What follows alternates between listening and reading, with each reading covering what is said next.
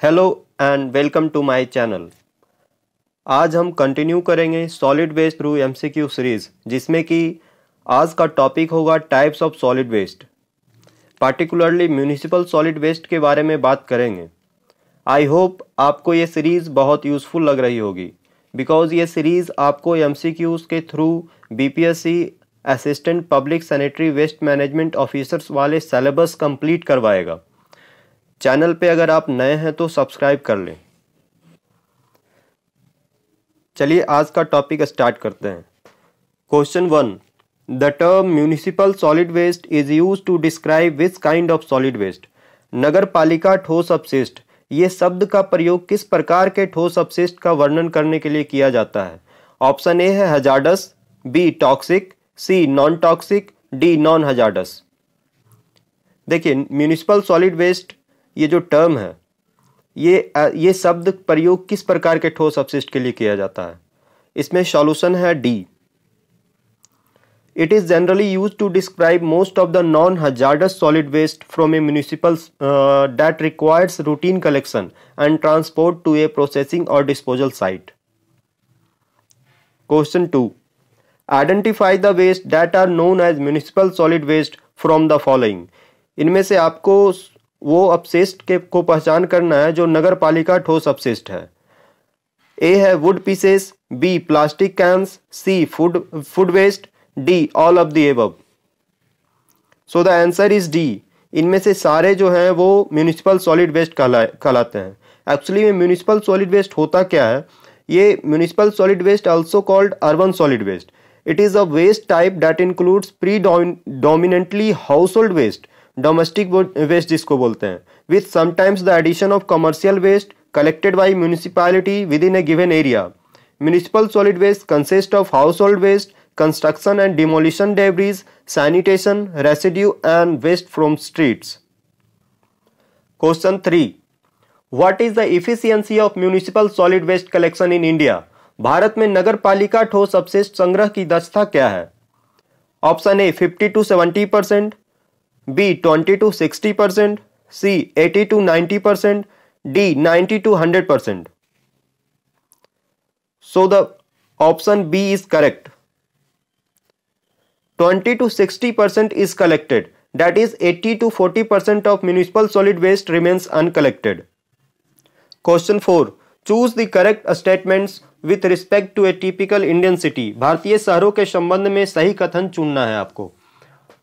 Option 1, biodegradable components in municipal solid waste is about 51%। नगर निगम के ठोस कचरे में जैव निम्नीकरण घटक लगभग 51% है। Option 2, hazardous components in municipal solid waste is about 11%। नगर निगम के ठोस कचरे में खतरनाक घटक लगभग 11% है। आपको बताना है कि ये दो ऑप्शन में कौन सा सही है। ए में है both 1 and 2, B only 2 is correct, C only 1 is correct, D none of the above. So the answer is A. आप कंपोजिशन देख सकते हैं। रिसाइक्लेबल जो है 17% है, बायोडिग्रेडेबल है 51%, हजार्डस कंपोनेंट्स 11%, इनर्ट मटेरियल 21%। ये कंपोजिशन आपको रिटेन करना है। Question 5, density of municipal solid waste varies between. Option A 100 to 500 kg per meter cube, B 600 to 1200 kg per meter cube, C 200 to 1000 kg per meter cube, D 100 to 600 kg per meter cube. Answer is C. It varies depending upon the relative proportion of different constituents. यह विभिन्न घटकों के सापेक्ष अनुपात के आधार पर भिन्न होता है। आपको इसके डेंसिटी का रेंज जो है वो दिमाग में रखना है। Question 6, existing solid waste management system includes A transportation, door to door collection, treatment, disposal, B door to door collection, treatment, transportation, disposal, C door to door collection, transportation, treatment, disposal, D door to door collection, treatment, disposal, transportation. आपको सही क्रम बताना है। देखिए, पहले door to door collection होता है, then transportation होता है, देन ट्रीटमेंट होता है, देन जो बचा हुआ रेसिड्यू है वो उसको डिस्पोज किया जाता है। So option C is correct. आप देख सकते हैं municipal solid waste from house, hotels, market, mall, slaughter houses और भी बहुत सारे जगह हैं जिसका आप एग्जांपल दे सकते हैं। वहाँ से डोर टू डोर कलेक्शन होता है, देन उसे ट्रांसपोर्ट किया जाता है, कुछ को ट्रीटमेंट किया जाता है और कुछ को डायरेक्ट डिस्पोज किया जाता है। जिनका ट्रीटमेंट होता है, आफ्टर ट्रीटमेंट जो इंड प्रोडक्ट्स बचता है फिर उसे डिस्पोज किया जाता है लो एरियाज में।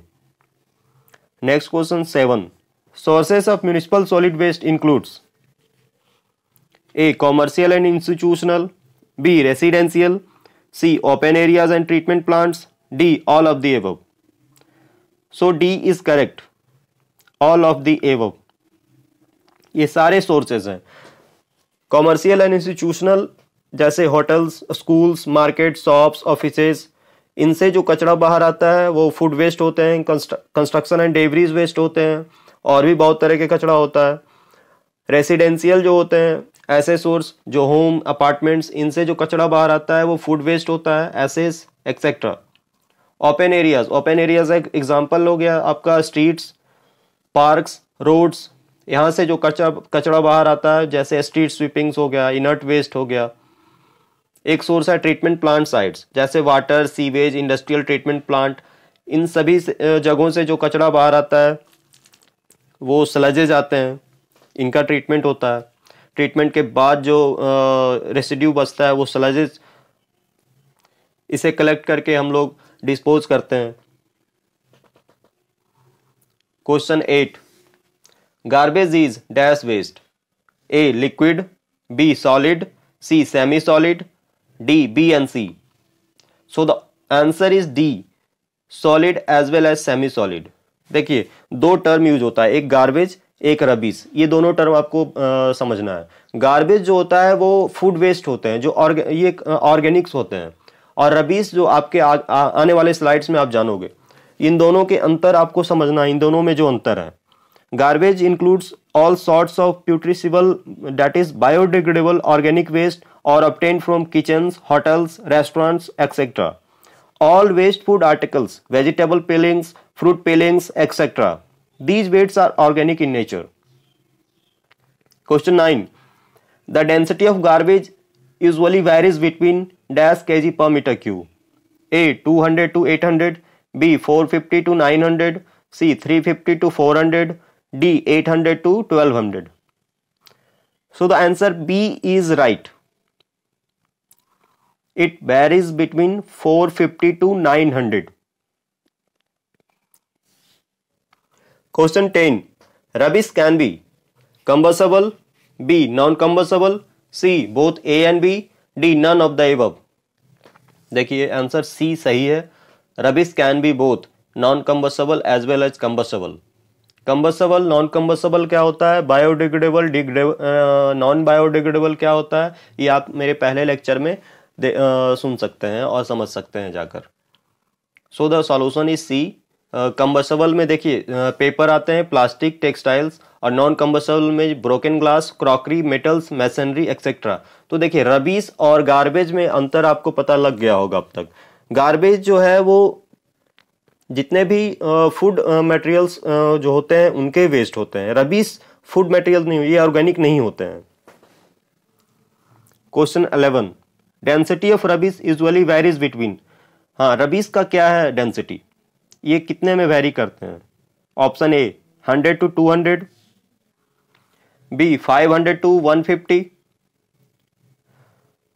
सॉरी आप इसे 150 to 500 समझ सकते हैं, C 50 to 400, D 50 to 300। So solution is C. Actually ये रबीज जो है डेंसिटी इसका वेरी करता है 50 to 400 kg पर मीटर क्यूब, इस रेंज में ये होता है। Question 12, consider the correct options with respect to a typical Indian city. ये तीन ऑप्शंस है, आपको देखना है इनमें से कौन सा सही है। The average composition of municipal solid waste by weight constitutes garbage 45% and rubbish 15%। अब देखिए म्यूनिसिपल सॉलिड वेस्ट में दोनों होते हैं, गार्बेज होते हैं एज वेल एज रबीज होते हैं। अब इनका परसेंटेज क्या होता है, तो इसमें लिखा है 45% जो है गार्बेज है और रबीज जो है 15% है। क्या ये स्टेटमेंट सही है? चलिए ऑप्शन सेकंड देखते हैं। Ashes constitutes 15% by weight in municipal solid waste. Municipal solid waste में एस भी होते हैं, राख भी होते हैं, जिनका परसेंटेज 15% होता है। आपको ये बताना है ये सही या गलत है। थर्ड ऑप्शन है fine dust, silt and sand constitutes 25% by weight in municipal solid waste refuse. देखिए फाइन डस्ट जो धूल मिट्टी है इनका जो परसेंटेज है 25% है। Option A 1, 2, 3 are all are correct, B only 2, C 1 and 3, D 2 and 3। So here the answer is A, all statements are correct. आप देख सकते हैं कंस्टिट्यूएंट्स, गार्बेज जो है 45%, rubbish paper, glass, rags etcetera 15%, ashes 15%, fine dust, silt and sand 25%। Question 13, the quantity of municipal solid waste produced by a society depends on commercialisation, urbanisation, industrialisation, D all of the above. इनमें भी सारे कथन सही हैं, all of the above. देखिए quantity of municipal solid waste produced by a society depends on commercialisation, urbanisation as well as industrialisation, और ये depend करता है living standards of its residents. जैसे जैसे लिविंग स्टैंडर्ड्स आपका बढ़ेगा आप वेस्ट जनरेट ज़्यादा करोगे। Question number 14, the density of ash produced in municipal solid waste. अब देखिए एस भी होता है 15%, आप देख चुके हैं पिछले के स्लाइड्स में, सॉरी हाँ 15% ही होता है। उनका डेंसिटी क्या होता है? 100 kg पर मीटर क्यूब, 450 kg पर मीटर क्यूब, 700 kg पर मीटर क्यूब, 1000 kg पर metre cube. So the correct answer is C, 700 kg पर मीटर क्यूब। देखिए ये डेंसिटी इसका रेंज है, the range of density of ash produced from municipal solid waste is 700 to 850 kg पर metre cube. अब इन बीच में आप 700 kg पर मीटर क्यूब है, आप इसे टिक कर सकते हो। Question 15, which of the following is not a municipal solid waste. इनमें से म्यूनिसिपल सॉलिड वेस्ट कौन सा नहीं है?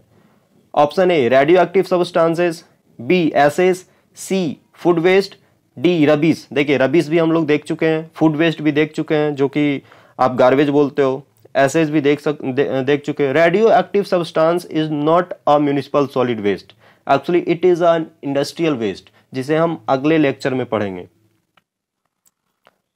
Radioactive substances are industrial waste. 16. Crushing and grinding of municipal solid waste is called. Option A landfill, B shredding, C pulverization, D composting. So the answer is pulverization. Pulverization is the crushing and grinding of municipal solid waste. It changes the character of municipal solid waste and reduces its volume by 40%. Question 17. Cutting and tearing of municipal solid waste is called. A composting, B pulverization, C shredding, D landfilling. So the solution is C. Shredding helps in reducing the size and volume of municipal solid waste. Question 18. Which of the following is a biological method of disposal of municipal solid waste? Option A pulverization, B shredding, C landfilling, D composting. So the answer is D. Composting is a biological method of decomposing municipal solid waste under aerobic and anaerobic conditions. Aerobic और anaerobic conditions क्या होता है वो आगे आने वाले lecture में आपको पता चलेगा। आप बस इतना जान लीजिए कि composting is a biological method of decomposing municipal solid waste. It results in the production of humus. Next lecture में हम लोग पढ़ेंगे टाइप्स ऑफ सॉलिड वेस्ट, जो कि इंडस्ट्रियल वेस्ट पढ़ेंगे, हजार्डस, बायोमेडिकल, इलेक्ट्रॉनिक वेस्ट। हम लोग म्यूनिसिपल सॉलिड वेस्ट पढ़ चुके हैं। आज के लिए इतना ही। Thank you. Like, subscribe and share.